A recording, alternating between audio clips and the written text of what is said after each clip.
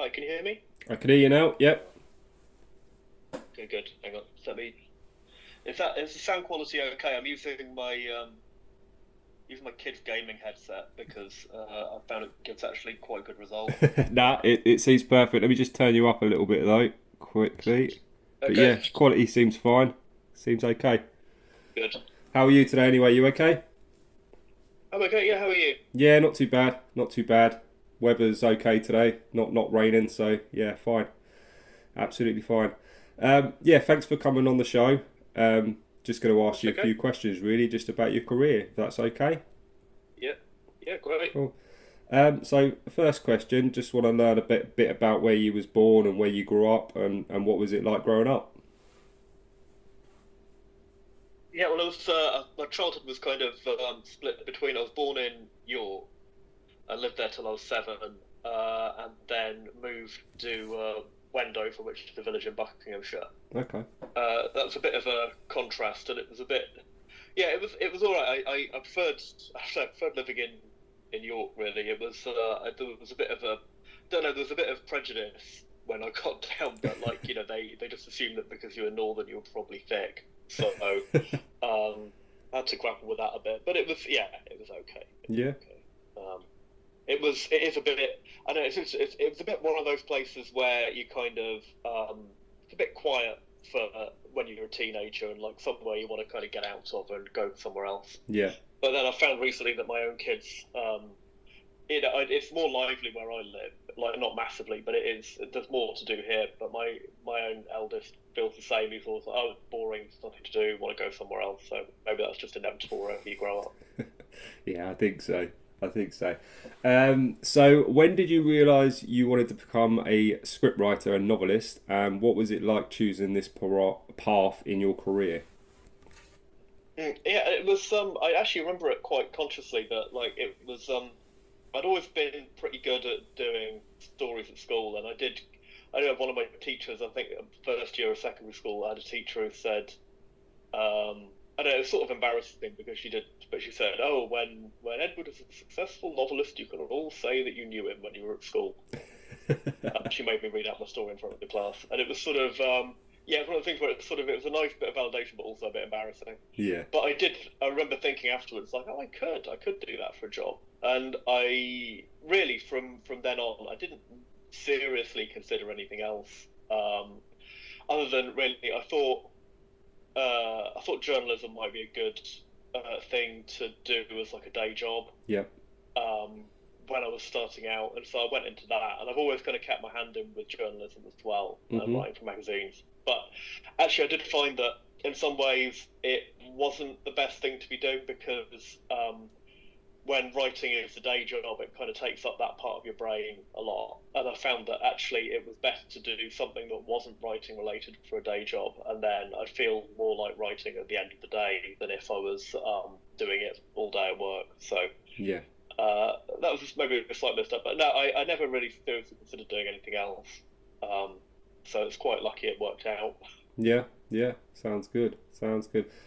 What kind of work was involved to get your name out there and get recognised? I mean, uh, being in Doctor Who fandom was a big part of that. Yeah. I found that was really helpful because I was one thing that I was quite lucky in. Although I went to university in Sheffield, because my dad worked for uh, yeah, he worked for British Rail and then one of the other rail companies when that all got split up. But I had a free first class travel pass unlimited to go anywhere in the country. Mhm. Um, and so I started, even though I lived, in a different city, it would have been enormously expensive to do this on the regular had I not had that. But I used to come down to the Fitzroy Tavern in London, which was where in the late 90s, that was very much where like everyone hung out in fandom, and you've just met a lot of people. Doctor Who fandom is that there's a lot of people who do creative jobs. It sort of does tend to really attract people who want to do that and often do well at it. Yeah. And so yeah, I met people who worked in magazines and publishing, and that was really helpful. It got me like just making those connections, and I made a fanzine which I used to just give out for free. Mhm. Um, because it cost me about £10 to make a print run of 30 or so, and that was more than enough to go around everyone. And yeah, that just sort of got my name out there, so that was really helpful in that sense. It did give me my start, and it brought me into the radar of Big Finish. Yeah. I did some short stories for them, and eventually did audios for them as well. So that was really helpful. Yeah, apart from that, I don't know. It was apart from that, I was really just trying to just trying to make connections with people and try and get your work out there, really. Yeah. Okay, cool. You did a lot of comedy writing for BBC Radio 4, including Look Away Now, The Mitchell and Webb Sound, Welcome to Our Village, Please Invade Carefully. What was the feeling like getting the opportunity to be on a Radio 4, and what was involved for these kind of shows? Yeah. I mean, that was really exciting. Because I'd grown up listening to lots of radio comedy, and it was always known that it was the way to get into doing this stuff was that there were more opportunities on radio. They made more stuff, and it was cheaper to make as well. So they could afford to take a few more risks than maybe they did in TV. Yeah.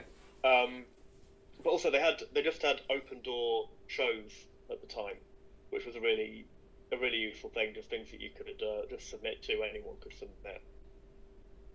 It did mean that I think I got on, about 4 times I managed to get something on a show from completely cold from them not knowing who I was. So while those things did lead to other things, I think it wasn't like necessarily just one break in, that I did manage to get into it a few times.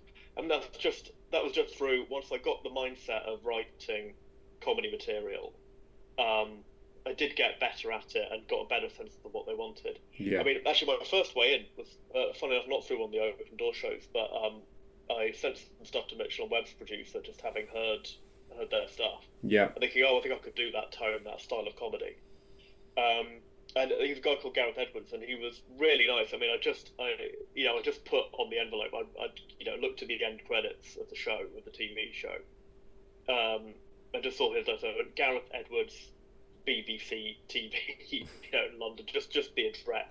Just figuring, well, it'll get to him. It should get to him. Like, I don't know where his office is or what department he's in necessarily, but if you put the name on, like big organisations, they'll make sure a bit of post gets to the right person, even if that person then opens it and goes, no, this is rubbish, and just throws it in the bin.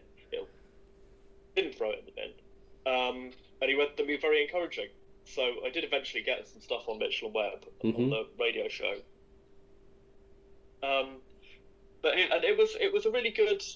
I had, I don't know, probably about 5 years of just working on different sketch shows and pitching material, and some things worked out and some things didn't. I wrote a lot of stuff in that time.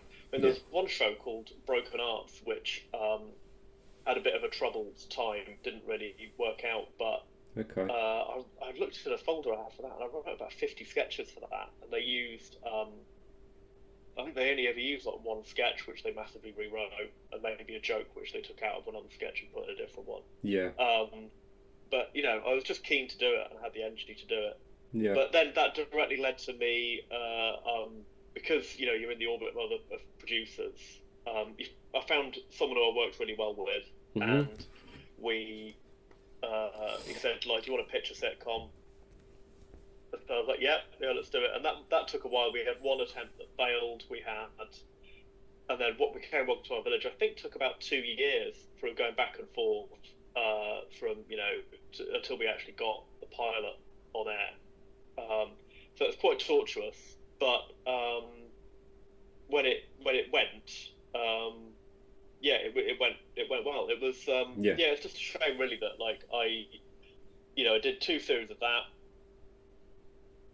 And then they said, it was a bit disappointed. They were like, well, we want to make room for other things, so we're not going to do another series. So I was like, okay, well, I'll pitch something out. That was in 2014. Yeah. And sometimes people ask me, like, oh, when are you going to do another radio comedy? I'm like, well, I pitch something every year, but it's the funny thing is that actually having had one already, it doesn't really feel any different to when I was pitching them before I had one on. It's just as hard. Yeah. Yeah. So and it is difficult because they keep getting the comedy budget keeps getting cut constantly. Yeah. So there's fewer shows every year. So it has been tough, and I've ended up having to go away from the BBC to get stuff made. Well, fingers crossed. One day we'll see. So could you tell me how you got in the role for writing many Big Finish adventures and comic book strips for Doctor Who, and what was involved in this? Yeah, so like I say, it was first from I did a you would probably date it all back to when I did a Bernie Summerfield fanzine in the late 90s. And I wrote some short fiction for that, and from that I got asked to do one for their first Big Finish's first collection of Benny short fiction, which Paul Cornell asked me to do that very, very kindly. Mm-hmm. And then from there I did a few stories for their short trips when they launched that. And then eventually, after a few years of doing those, Gary Russell said, in fact, what became Memory Lane which was my first audio for Paul McGann.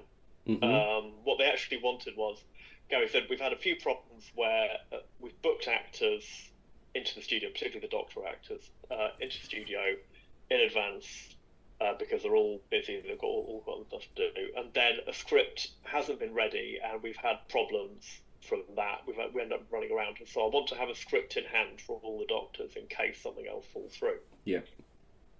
And so I remember quite clearly, it was while the first Christopher Eccleston series was on, so it would have been 2005.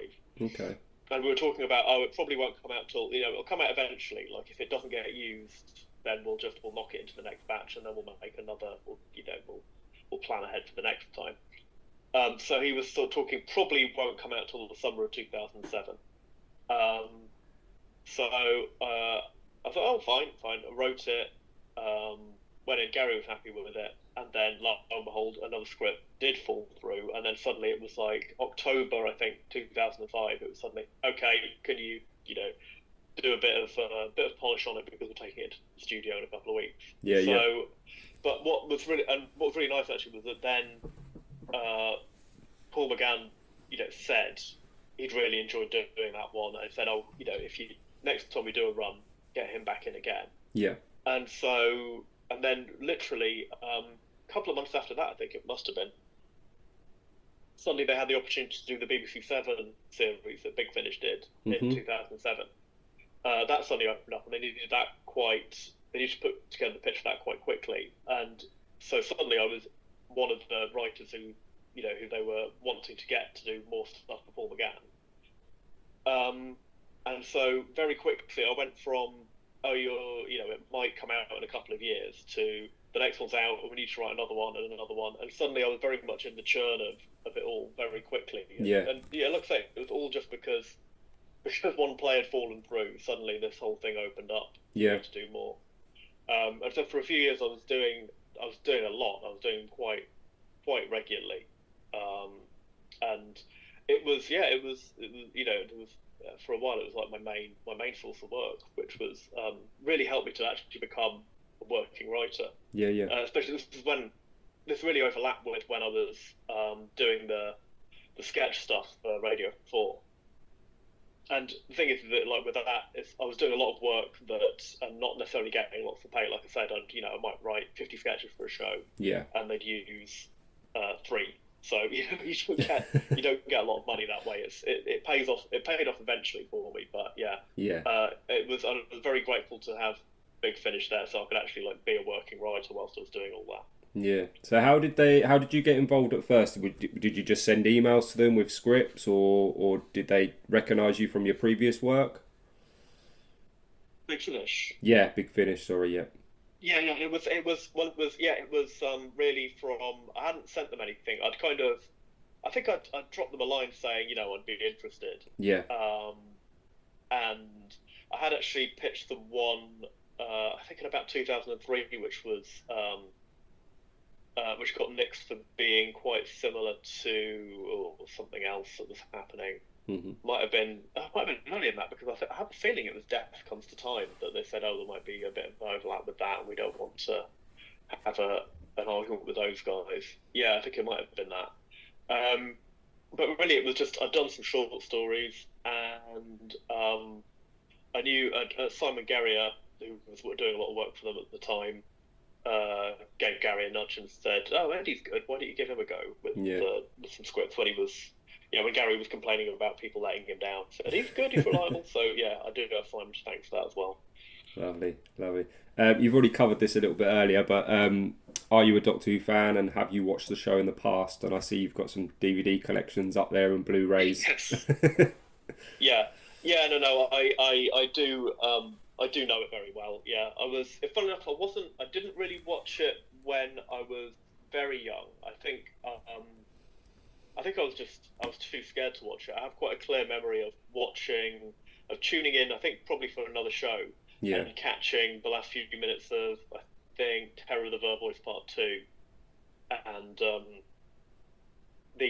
when Mel uncovers Lasky's assistant, who's like half mutated into a Vervoid. Yeah. And she wakes up, and that freaked me out. The funny thing was that I do remember then tuning in the next week to watch that bit again, and then immediately turning off. I was like, it was the thing, fascination of like, oh, that scared me. I'm going to watch it again. Oh no, it scared me again, and then I turned it off.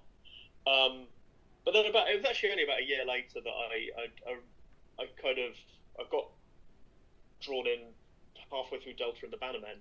Yeah. It's an odd one to be drawn in on. But yeah, I remember, that it suddenly clicked for me, which would have been, I think, 8, nearly 9. So I came to it maybe a little later than some people. Yeah. But then I was really hooked, so then I watched the last couple of years, and then it ended. But then, in some ways, it was sort of, what really filled the gap was just all the other stuff, just Doctor Who magazine.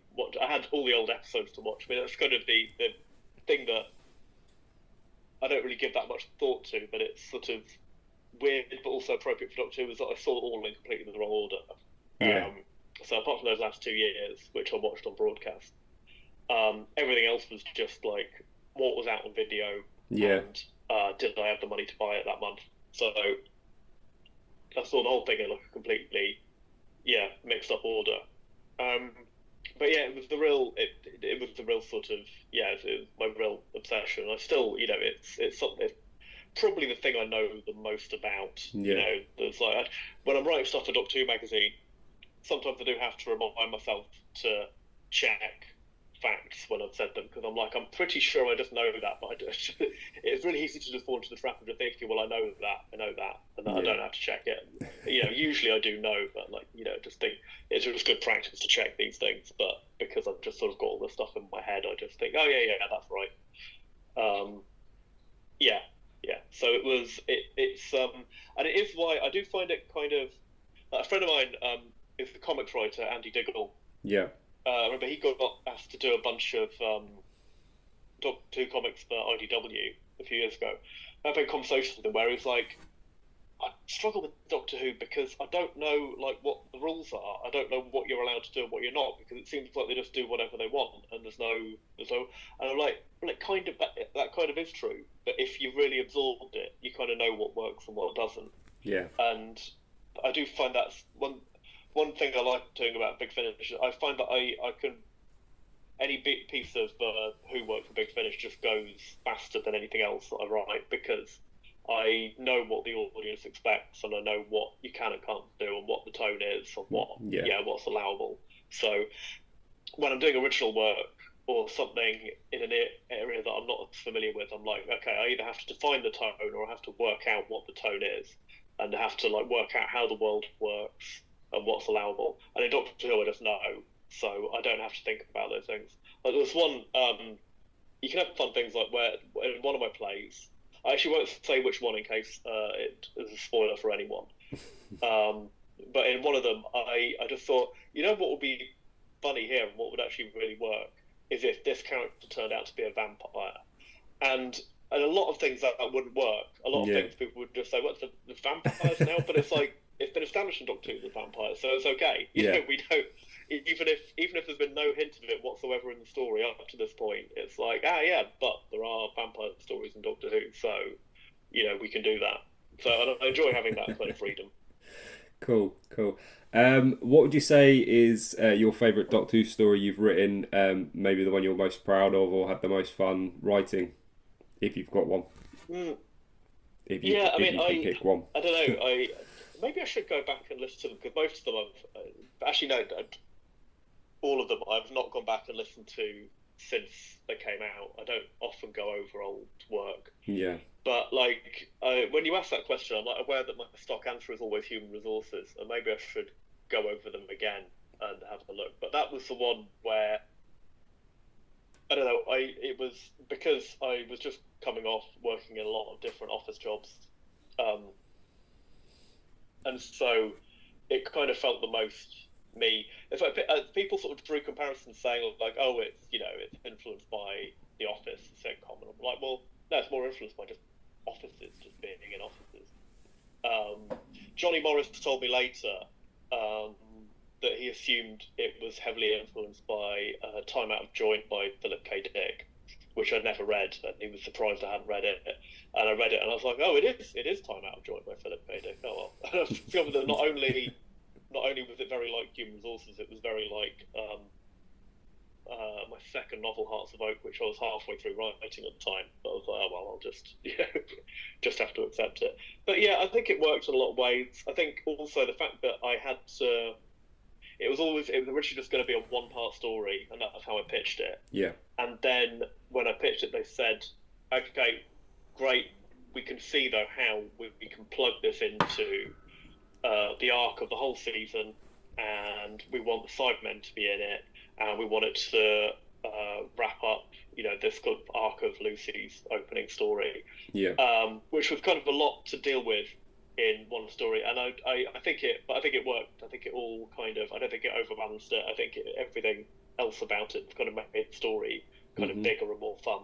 So I always have good memories of that, because I just think it went well. Okay, cool. You have also written for TVs, including Sarah and Duck, Class Dismissed, and Hollyoaks. How did these roles come about? Yeah, well, I after years of trying to get an agent, I did finally manage to get one. Really, it was sort of more off the back of. I'd hoped to get one off the back of doing the Doctor Who stuff for BBC Seven, because I was like, because I think a lot of people don't necessarily really know about that world. When it was just putting stuff out commercially on CD and things. When I thought, okay, they're broadcast now. So maybe that will, on the BBC, maybe that will make a difference. And that didn't really. But what did make a difference in the end was doing my comedy stuff. And that did get me an agent who I'm still with. Yeah. Brilliant. It's at an agency called Berlin Associates. Okay. And yeah, once that happened, it was he's very. I know people who've said, oh, like your agent doesn't get you work; they just deal with the contracts when they get it. But my agent has been very good at being proactive and going and finding stuff for me and putting me forward to things. Okay, cool. And that was how Hollyoaks came about, because when I signed up with him, he was like, I don't really see you as being a soap writer. Was that right? And I said, yeah, except maybe Hollyoaks. I could maybe see myself doing Hollyoaks because it's a bit more mad and heightened. And I had a go. It didn't really work. I wasn't really a good fit. I think I always felt like they had like 3 execs on the show, and I felt like one of them thought it was a good idea to have me on the show. I think he wanted more humour on the show and stuff. And then I think the others didn't think I was a good fit, and they kept knocking back everything I suggested. But it was, it gave me a bit of a knock to my confidence actually for a while, because it didn't go brilliantly. But then, funny enough, you mentioned Sarah and Duck. That was one that I got because I literally was just had CBeebies on so much because I had young children at the time. Yeah.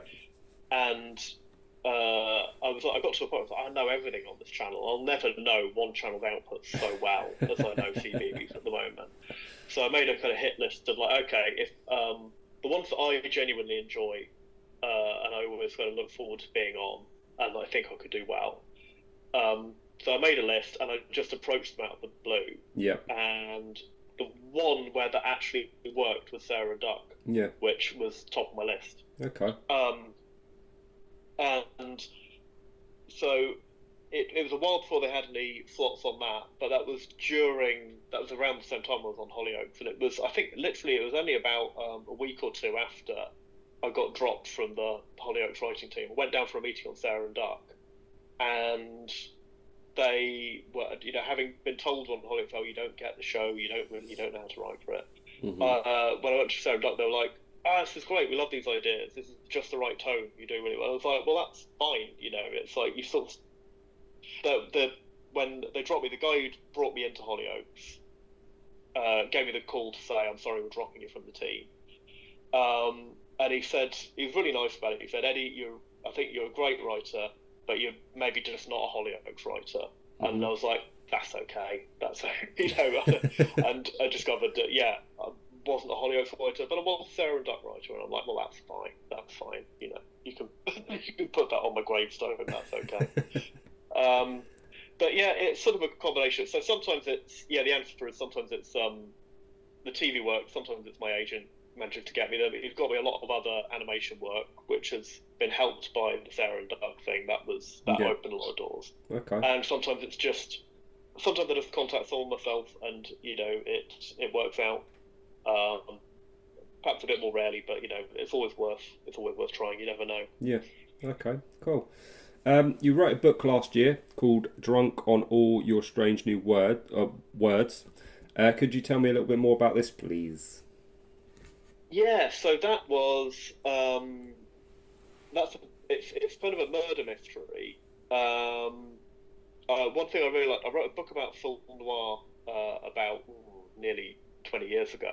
Okay. Because I sort of love those kind of twisty narratives, and particularly ones where it's sort of an unconventional detective, like someone who isn't, like, it's not their job, but they get drawn into it anyway. I'd always wanted to write something like that. And then I had an idea about, the job of people who do translation and interpretation for other languages. Yeah. And whether, with the rise of things like... you get things like Google Translate, which can just, listen and then pour it back out. And it's not always accurate now, but they're getting better. And I was thinking, I really noticed on a trip to Japan, like, there were people where they didn't know any English at all, and I didn't know any Japanese, but we just communicate. He would just, like, say something into a phone, and then it would come out, and then you sort of think, oh, right. So, and that led me to think, okay, so what might there be a situation in the future where you couldn't do that, where there was an alien language that couldn't be translated? And so I came up with this whole thing where it's the main character is a psychic. She has like a kind of latent psychic power, which means she can actually communicate with the aliens and can translate for them, which is an ability that very few humans have. So she's kind of unprepared for this, come from quite a poor background, but then she discovers she has this talent. She gets trained up for it. And then before she knows it, she's moving from like Halifax in Yorkshire to Manhattan, mm-hmm. where she works as a translator for the alien cultural attaché. But then he's murdered, and no one knows who did it, and she was the only one in the house. Okay. So it kind of falls on her to solve his murder. Yeah. And that was so that's basically how it goes. So yeah, it was my second novel for Tor.com. After my first was Hearts of Oak, which was that was actually based on the idea I was going to use for Big Finish's Five Companions story, which I pitched them, and they rejected it for being a bit morbid. They were like, "Oh, can we just do something with a bit more fun?" I was like, "Okay, let's do something more fun." But I always liked the idea, and I kept it. Yeah. And so that did well in the end, because that got me in with Tor.com. But I wanted to do something a bit bigger for my second one, and so I did this sort of big sort of murder mystery conspiracy thriller thing. Cool. So I'm pleased with the response to it so far, and I'm writing another one not set in the same universe, but I'm trying to. Yeah, I just finished my next novel, which I've sent off, which hopefully they'll want as well. Okay. And that one is I've sort of ended up surprisingly carving out a niche in sort of sci-fi crime, because this one is a heist story set in several decades in the future, where London's completely abandoned, and a bunch of clones owned by a corporation that's gone bust get recruited for this job that they're going to do in London, and they don't have a choice because they have to do whatever their owner tells them to do. Okay. But the stakes are that they will be freed if they do the job. Yeah, yeah. So yeah, I've got high hopes for that. I hope something comes of that. Yeah, hopefully. Sounds interesting.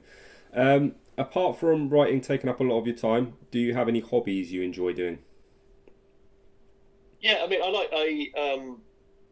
the temptation with writing is to turn everything into material for writing, and sometimes it's a good idea to just let things go. I mean, I always I like sport like football, tennis, snooker, and I quite like the fact that like everything else that I watch on TV is work in some way. You know, it's always like you always think, oh, narratives, like you sort of like taking it apart for stuff, and you always it's good. You've got to keep up on things. You've got to kind of keep fueling it and watch other stuff and see what's going on. So it's always it's enjoyable work, but it is also work. You sort of feel the obligation of like, oh, I should watch that new show because it might be a bit similar to something I'm working on, or or give me a sense of what people are doing now. And I actually do enjoy the fact that I can just watch sport and just switch that off. But a new hobby I've come up with, I've started. It's my post-pandemic midlife crisis thing. Was that I'd always my son plays guitar. Both my kids do music. Okay. They're both heavily into music. But my eldest plays guitar, and when his guitar lessons ended up going on Zoom during the pandemic instead of being done in school, I could hear him doing the lessons. And I'd tried playing guitar when I was a teenager and not been any good. And because none of my friends had ever taken lessons who were really good, I kind of it didn't occur to me that might be a thing. I just thought I had a go at it and I wasn't any good. But I thought, maybe I've had some lessons, maybe I'll be able to play. And listening to his lessons, I thought, maybe this is just what I needed all along. So I started taking lessons actually with his guitar teacher. Okay. I've been doing that for about 18 months, and that's something where I'm just like going, I don't have to be good at this particularly, I just have to do it for my own enjoyment, and I do really enjoy doing that. Yeah, I did the same thing. I've just been learning, the song I've been learning this week, I've got a lesson in a couple of hours, and I've managed to get a massive blister on my finger from trying to play a Neil Young song. With a big bend in it. I've got to bend the string right upwards, and it's just cut into my finger. I don't even know if I'm able to play when I go to my lesson at this rate. Yeah. I'd also need to do more and then toughen up that skin so that it doesn't happen anymore. Yeah. I did the same during lockdown. I bought a guitar as well. Really? Did some lessons online, but I haven't picked it up for about a year. I'm really bad. It's in my cupboard, and every time I look at it, I think I need to play.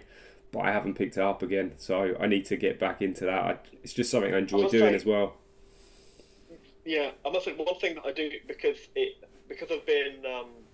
I'm getting paid lessons. I think it's great to have expertise and everything, but part of the benefit of it is just that it makes me practice, because if I've got a lesson every week, if I don't practice between the lessons, then there's no point. I come back and I'm like, well, I'm still exactly where I was last week. So as not to waste the money, it does focus me on like, I'm gonna practice and try and improve before next week and actually have moved on. Yeah. It is always, when I've not had time in the lesson, it's always a bit crap when I come in and I'm like, well, I'm still haven't really got any further with this.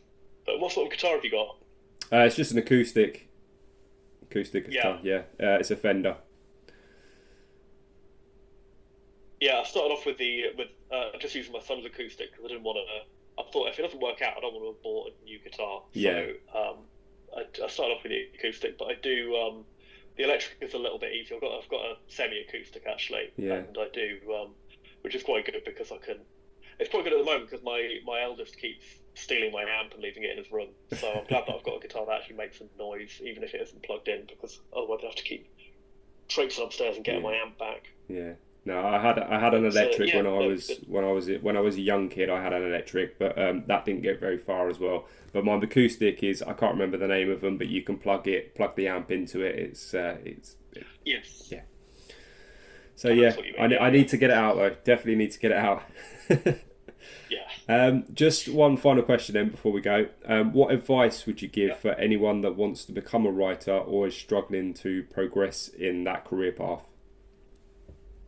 Yeah, I mean, I think probably my best bits of advice would be, I think I do see some people who kind of really just kind of like work at the same idea or the same couple of ideas again and again, and spend lots of time on that. And I do think if you want to get anywhere, you've got to kind of have quite a few things. Some people will like just focus on like one script and they keep sending that out to agents and things. And so, well, an agent wants a writer, they don't want a script because selling one script will make a bit of money for them, but having someone who they can work with and develop and get a whole career out of, that's where the real benefit is for them. So so if an idea is kind of not working out, don't be afraid to park it. Sometimes you can pull things back out. I mean, I work in lots of different genres and media, and which has its problems. I mean, I do think there's something to be said for like having an identifiable brand and being, oh, you're the guy who does that thing, and that makes you more likely to get asked to do things because they know who you are. Yeah. But on the other hand, it's a bit risky because it's putting all your eggs in one basket. So if you then, if that doesn't work out, then you're a bit screwed. Whereas at least if you've got other things, like, I mean, a lot of the time for me, writing the children's animation is where I've actually been able to get like paid work because there's high volumes and they need a lot of writers. And it's known me to use those comedy skills that I got in radio comedy in something that gets regularly made. But yeah, so definitely having lots of ideas is a useful thing. It can be useful. I think there's pros and cons to being versatile and being able to do a lot of different things. It can open up doors for you to do different kinds of work, but like I say, sometimes it can be a bit, in terms of getting the big jobs, it can be a bit difficult. I think the other thing that I would say is I do encounter a lot of writers who seem kind of really worried about people stealing their ideas. And it happens, but actually it happens far more rarely than people think, because honestly, most people, in terms of writers, most people are have got stuff of their own they want to write, and they would rather be writing their own ideas. So I think don't let that make you afraid of sharing your work and getting feedback on it and sending it out to people, because I think some people, like, they get so worried about their idea being stolen, they kind of don't want to show it to anyone. It's like, you've got to show it to people, otherwise nothing will ever happen with it. So yeah, I think don't worry too much about that, because I don't think it happens that often. So just be free with it. Get it out to people. Yeah. Okay. That's awesome. Thank you for coming on today. It's been lovely to thank you for asking me. learn about your career. What I'll do is, once I've edited it all and put it all live, I'll send you a link and you can check it all out. But yeah, thanks for coming on. It's been great. Okay. Yeah. Cheers. Right. Enjoy your day, and I'll speak to you soon. Yeah. You too. Cheers. Bye bye.